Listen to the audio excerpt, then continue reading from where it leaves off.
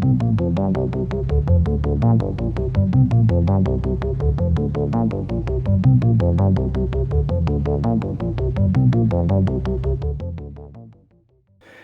taken apart the driver's side and started to refurb some of the suspension pieces.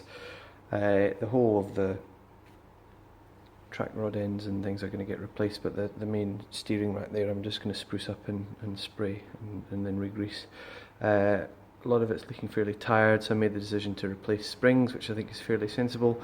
All new bushings and rubbers and things, well not rubbers actually, the polyurethane bushings, which is an upgrade for longer lasting, but it'll obviously affect the ride itself. It'll be a bit sort of stiffer and harder, but I'm going to have to take all them to pieces and carefully with the drum shoes anyway,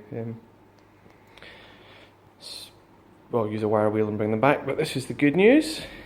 We've got a chassis back from powder coaters.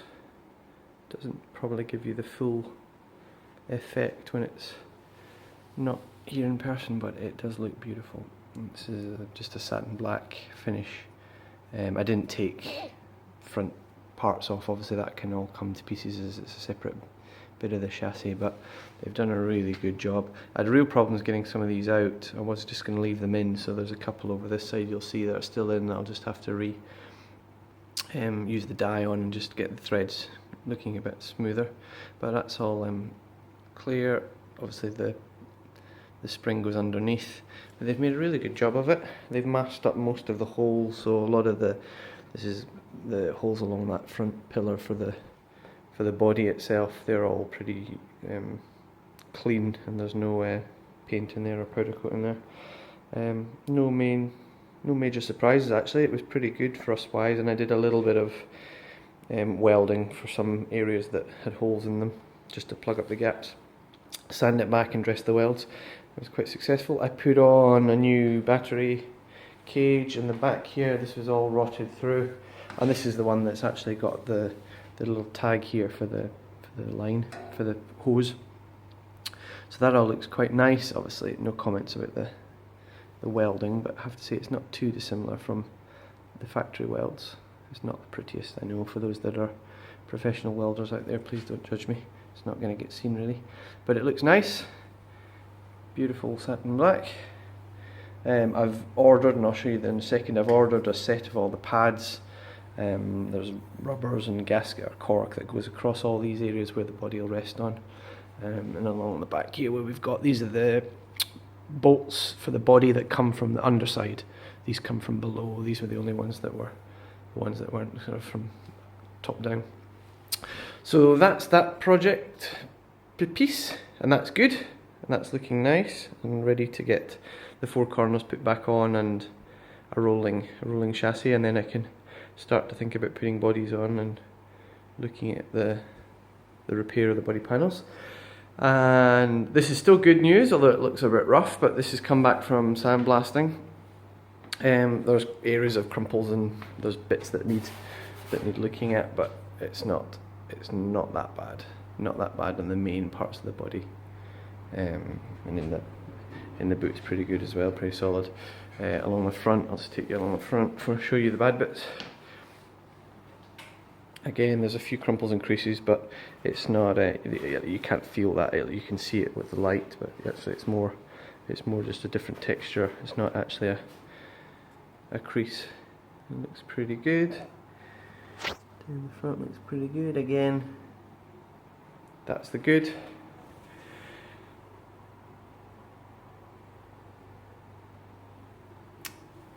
The bad is obviously we're missing an entire sill.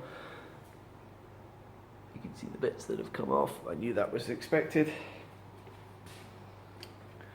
On this side here, A and B pillars again needing replaced. This sill's still intact, but you don't really get the whole impression here, but the whole car is kind of folded down in the middle. Bottom of that A pillar is a disaster zone as well. Rust everywhere. My braces are barely holding the thing together. The car is essentially wanting to fall into two pieces. And then the ugly, once you strip off all the paint, we've got Swiss cheese down here, so that whole, either probably rather than custom make one or get Body Shop to do it, you can get those replacement panels in the lower part of the fender, or it might even be if I price it up and see it's extortionate to get it done. If I'm wanting some of the external welding to be done by Body Shop. I'm going to do the hidden stuff and the sills and things like that myself is the plan still. But any of the cosmetic stuff I'm going to get someone else to do. But it may even be cheaper to get a replacement sill.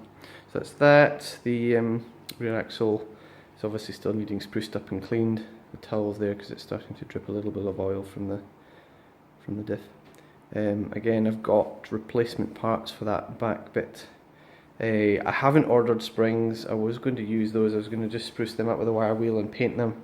It may be that I don't know the history of this car, so they may even be original, so it's probably a good idea to, if not get them tested, maybe even replace them. But there is a place that does forklift trucks springs that will look at car springs, and they can actually test them, and they can even put on another leaf if you want to make it a harsher ride, a more stable ride.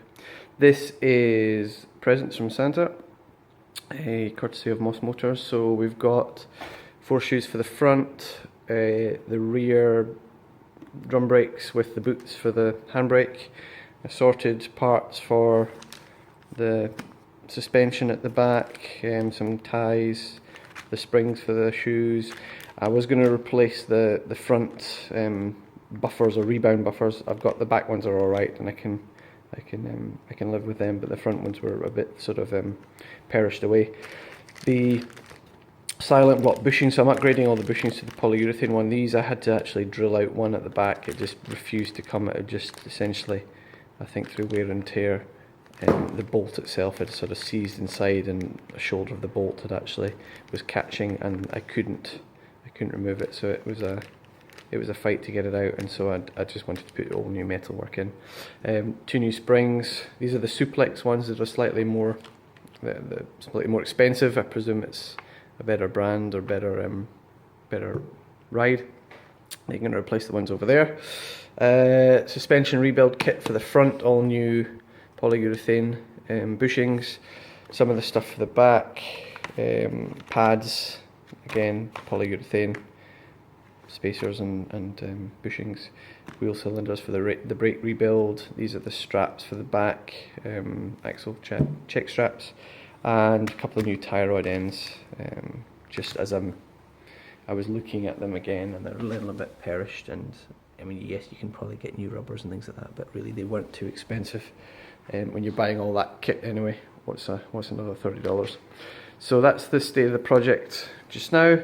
Really happy with the way that the chassis come out, and quite excited to get things sprayed up and then get all 4 corners back on and looking shiny. I mean, it's not the best of finishes. It's a homemade one with my spray cabinet, but I'm quite happy that, and it's got rust protection on it as well, so yes, I need to maybe rethread all them, but that's the project. That's where we are. We're still under the year, so I'm still tracking well in terms of the time I get to spend on this. We've obviously got a lot of work coming when it comes to the sills, and it may even be that I need to do a little bit more due diligence, but the Moss Motors website does have the entire A pillar, B pillar and sills coming as one piece. I don't understand how that would work with the inner sill.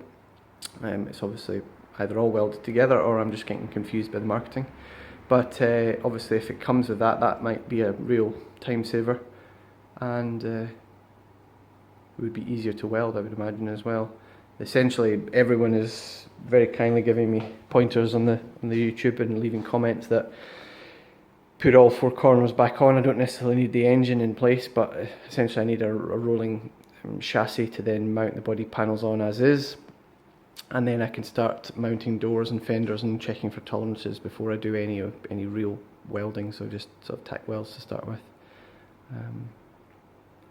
But if anyone's got any extra pointers in terms of how I can speed the project along for the sill replacements, and I'm on the Gold Coast of Australia. If you've got any contacts or people you know that do good work for classic car restorations or good body shops, obviously they're very expensive. The guys that know what they're doing will charge $80 an hour, and there's a lot of prep. I understand that it's not as simple as just welding a bit of metal on. There's a lot of work that goes into making it look right and getting all the fitment right, and the doors lining up with the fenders. Because there's no obviously roof line, it's obviously going to be more cosmetic.